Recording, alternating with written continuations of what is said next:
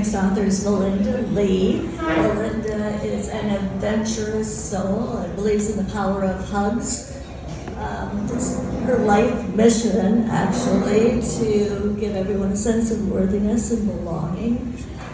She is a certified practitioner of the healing touch of animals and a bear coach, B-A-R-E, which I don't know anything about, but I'm actually interested in what that entails. Her debut memoir she's here to discuss, called Rebel Hugger, and is a love letter to herself and to humanity. She currently resides in Atlanta with her 2 teenage sons, 2 mischievous cats, and 1 exasperated chihuahua. I, for one, can't wait to hear about her hugging journey. Give her a hand.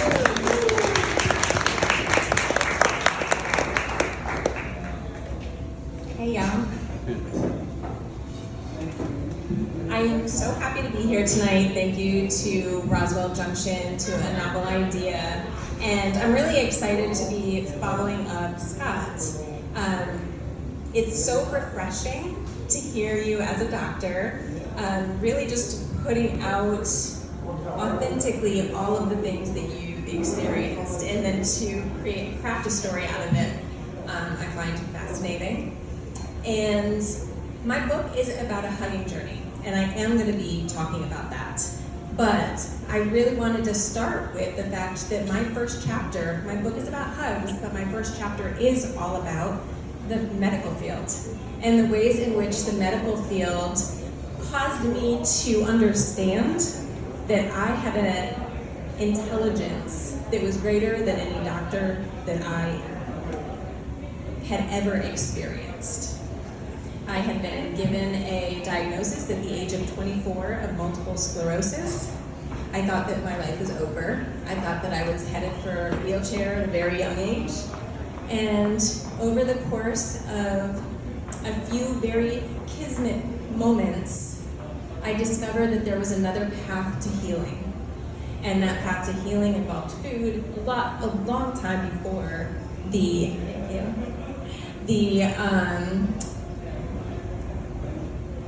idea of choosing gluten-free foods and these sort of things was more mainstream. And I found a way to heal myself through foods that involved coming off of all medication. I had been off medication for over 20 years. Thank you. And that is how my book starts, and that has nothing to do with hugging, but it really set up the fact that I rely on my intuition, which I call the nudge. And when you read my book, you will hear more stories about the nudge. The nudge is who set me on the journey to hug people in the first place. It was 2011, and I was living in Raleigh, North Carolina, and I got this message from my nudge that said, hey, you're kind of lonely here.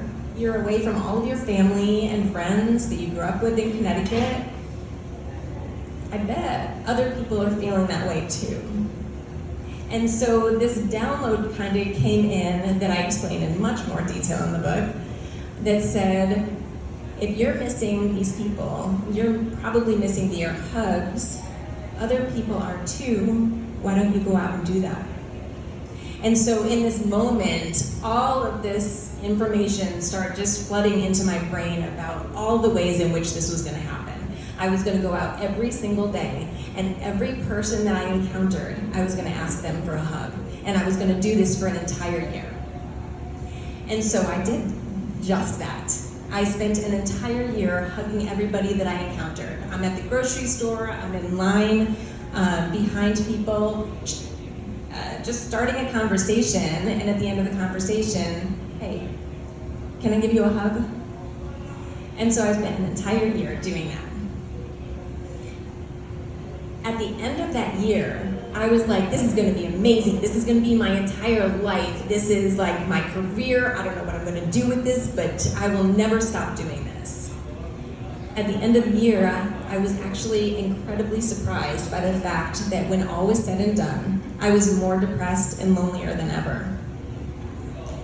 So, my book is about the journey in discovering why I was feeling so lonely and depressed at the end of that, and finding myself on another hug journey where I went across the country. I stayed with the people that I was hugging so that I could create deeper connections with them. And then what lessons that led me to and how I've implemented all of those lessons into my life right now. So what I really want for today is to just have it be a nice interactive question and answer experience.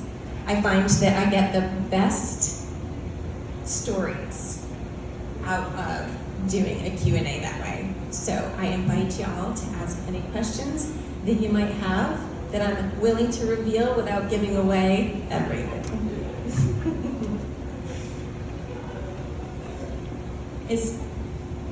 Do you want me to come down with them? I didn't set y'all up for that one, sorry. So I had a question over here. Making sure the microphone works. How did COVID and the after effects affect your journey? That is a great question. It was actually perfect divine timing because my cross-country journey happened in 2019, in October to November of 2019, literally months before COVID happened.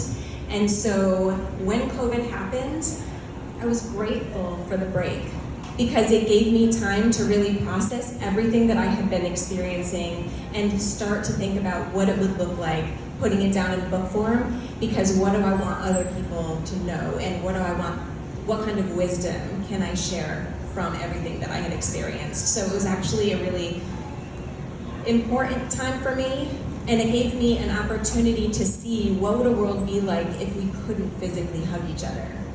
And what is that? Mm-hmm. Yeah. Yeah. I have a question. First, we're going to ask. What was the worst reaction that you ever experienced, and what was the best reaction? Great questions. So I didn't really have too many bad reactions, but if I had one worst reaction, it was from this woman in North Carolina during my year of hugs, and I had asked her for a hug at a gas station, and apparently I didn't remember that I asked her for a hug at a gas station. I didn't remember that she said no the first time, so I asked her a second time, and she was like, "No, you've already asked me that once." And I was like, okay, cool. So, I mean, that's my worst reaction. So, I mean, that's not bad at all.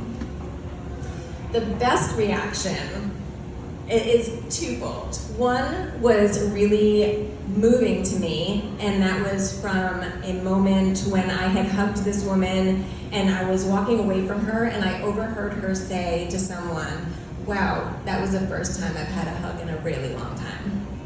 And that moment just was at the beginning of my journey, and it kind of broke my heart and also made me understand that what I was doing was much bigger and more important than I thought it was.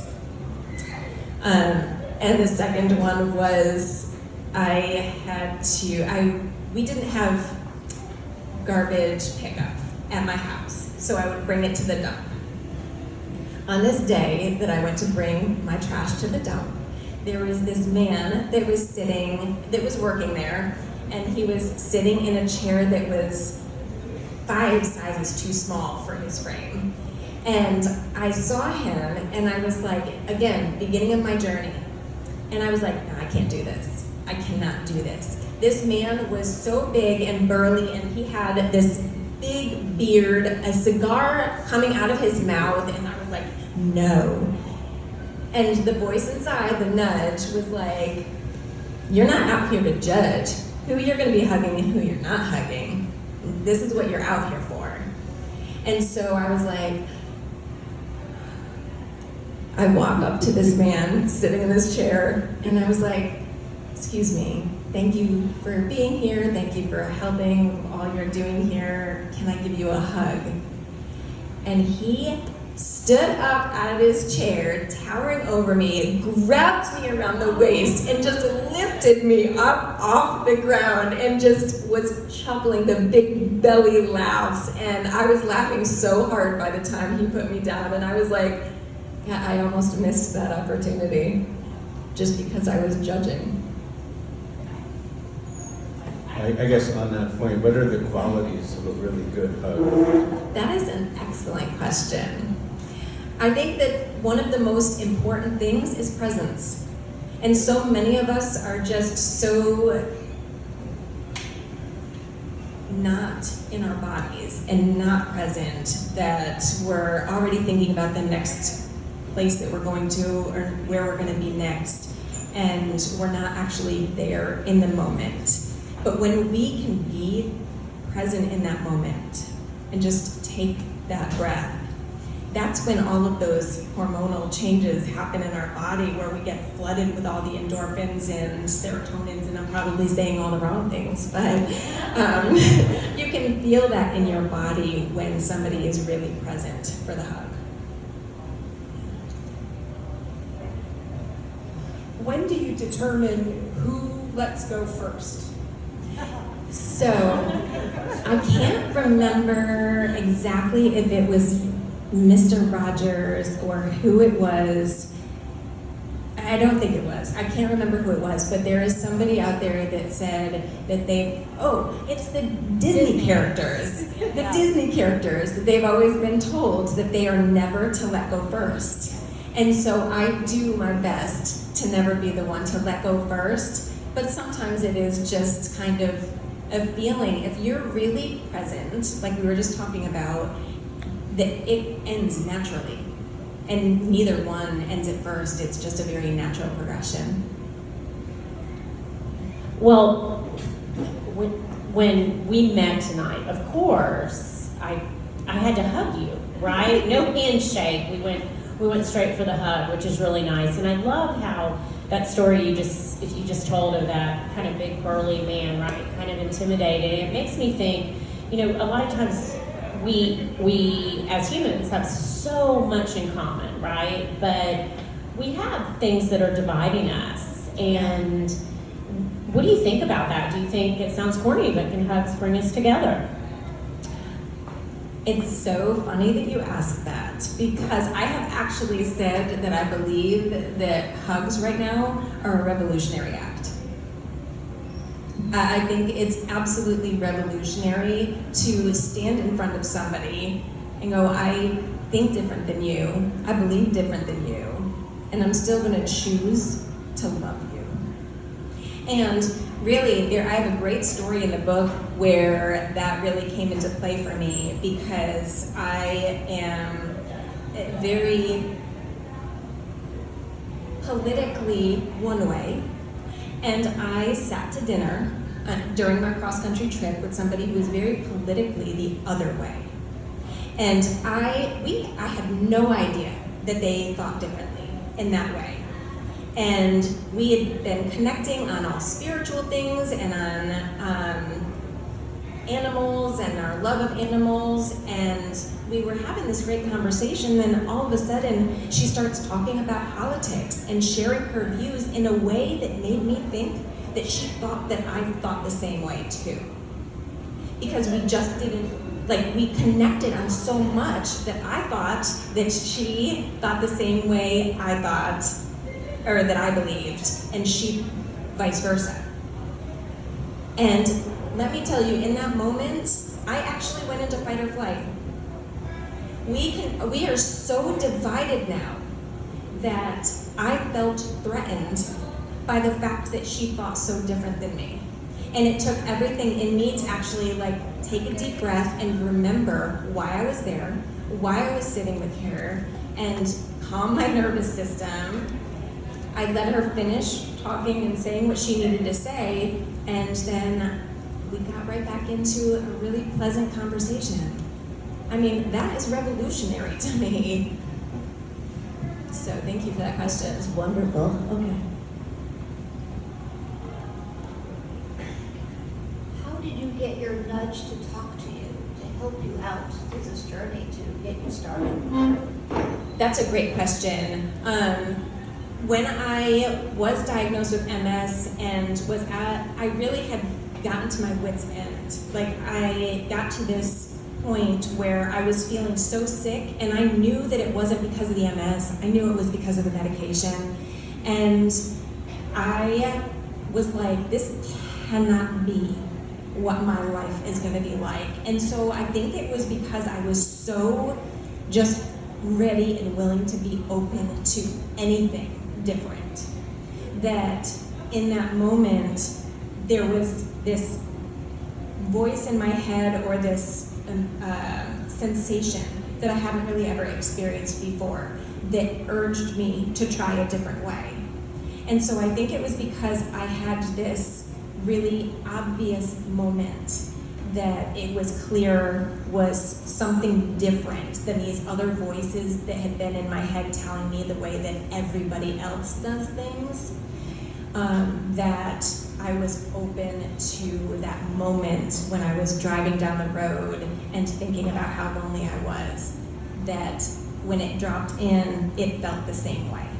And so I already had a familiarity with it, and so I kind of followed, because I could trust it before it healed me, so let me trust it again and see what happens. And so it's been a practice of just listening and noticing anytime I feel or hear that sensation or that voice. Does that answer your question? Just one quick comment before my question. Yeah. You did what I encourage other patients to do, which is just don't take for granted what the medical establishment tells I you. could hear that in what you were saying, so I was very appreciative. Don't leave the office without getting your questions answered, without making us explain everything, and if you feel differently, say something, maybe one of us will listen, but you did exactly what you should have done. Thank you. My question is, was there a particular state or region or part of the country that was particularly welcoming to your hugs, as opposed to anywhere else that really caught your attention? You know, they were welcomed everywhere. It was everywhere. When it really comes down to it, and this is why I say this book was my love letter to myself and humanity, because we're all the same. When it comes down to it, and when you're standing there and you're heart to heart with somebody in that very present, authentic moment, you recognize that humanity in the other, and all of the labels and all of the everything that we're judging just kind of falls away. So I found that everywhere across the country. That's so great to hear. I'm from Minnesota, and they always say Minnesota nice. And I'd never thought or believed that they had the corner on nice. Right. So do we have time for another question? Okay, awesome. I have a question, because I'm looking at your beautiful book cover. Wow, love it. Thank you. A cross-country journey to self-love. Have you thought about broadening that? Maybe a global view, going to other countries? Is that in the works? I have thought about that. And it's not in the works yet, but when I did my year of hugs, I was blogging at the time. And so I was reaching people in other parts of the world. I ended up making friends with somebody in Bahrain. And after my year was over, my story went relatively viral for that time. And so I did get a lot of messages from around the world about how my story had impacted them, and the idea of my hugs had impacted them. So I find it curious that nobody has been asking about the deep depression I was in at the end. So I guess you'll just have to read my book to find out what that was all about. Wait, Yes. Who was your favorite person to hug? Okay, so I am totally gonna do the obvious answer, but it was my two young boys. They were 4 4 and 1 at the time, and they were with me during the whole experience. Thank you for that Are you question. still a hugger? That's my question. It depends on the day. But yes, I am. Okay, we have another question. So, touch is often a taboo thing in many societies, including America, where it is often overly sexualized. And I wondered if you encountered any danger from that, and if that also was part of your depression. What was that last part? If that danger that you might have encountered was part of the reason for your depression. That's a really good question. Not specifically, but I do have stories in the book where I encountered that very thing, and I knew that I was risking that going into it. But I also believe in people. So really what that taught me was not so much about I can't trust other people, but man, I really got to do something about my boundaries. And that's where the depression, really part of where that was coming from, was that my boundaries were a little loosey-goosey around there. Yeah. Any other questions? Okay. Do you want to share? What is one thing that we haven't asked you that you would like to share? Great question. I think the biggest thing that I really love for people to take away from my book is the fact that we all have the intuition inside of us. And more importantly than that, we can always return to ourselves at any moment when we have a great love for ourselves. So I encourage you all to make sure that you have found that great love for yourself. And I find the most calming tool that I have in my pocket is to place my hand on my heart when I'm feeling really nervous or really overwhelmed or just not quite connected with myself. And I take a deep breath. And it's like I'm giving myself my own hug in that moment. So, That was awesome. Thank you. Thank you thank so you all much. so much. And thank you again, Tina, for the idea.